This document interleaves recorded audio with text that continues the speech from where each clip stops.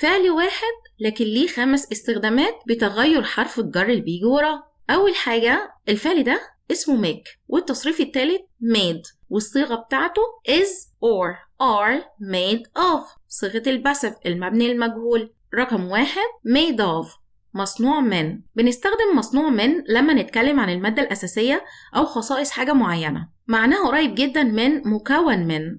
بس نصيحة استخدمها لما تكون المادة لسه زي ما هي وما اتغيرتش بعد التصنيع. مثال She wore a beautiful necklace made of silver. كانت لابسة عقد جميل مصنوع من الفضة. مثال 2 This shirt is made of cotton.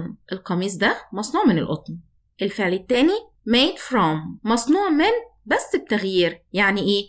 يعني المادة الخام بيتغير شكلها وبتختفي ملامحها وبتتحول لحاجة تانية بعد التصنيع. مثال The glass is made from sand. الزجاج مصنوع من الرمل. رقم 3 made out of مصنوع من لكن بطريقة مبتكرة أو غريبة. بنستخدمها لما الحاجة تتحول لحاجة تانية بطريقة مش معتادة أو مفاجأة. مثال These sandals were made out of old car tires and are the very best for walking in the bush.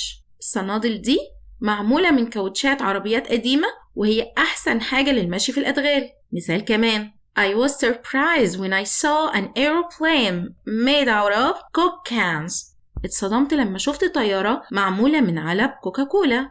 مثال كمان She was wearing a hat made out of plastic bags. كانت لابسة قبعة معمولة من أكياس البلاستيك. رابع حاجة made up of مكون من. بنستخدم مكون من علشان نشرح الأجزاء اللي حاجة معينة متكونة منها. ناخد مثال للتوضيح This medicine is made up of natural herbs that don't have any side effects. الدواء ده مكون من أعشاب طبيعية وما بيعملش أي أثار جانبية. Another example A computer is made up of many high-tech components. الكمبيوتر مكون من مكونات تقنية متطورة جدا. آخر حاجة معانا made with مصنوع باستخدام. بنستخدم الفعل ده أغلب الوقت لما نتكلم عن مكونات الأكل والشرب. ناخد مثال This dish is made with red peppers and herbs. الطبق ده معمول باستخدام لحمة بقري وفلفل أحمر وأعشاب. مثال كمان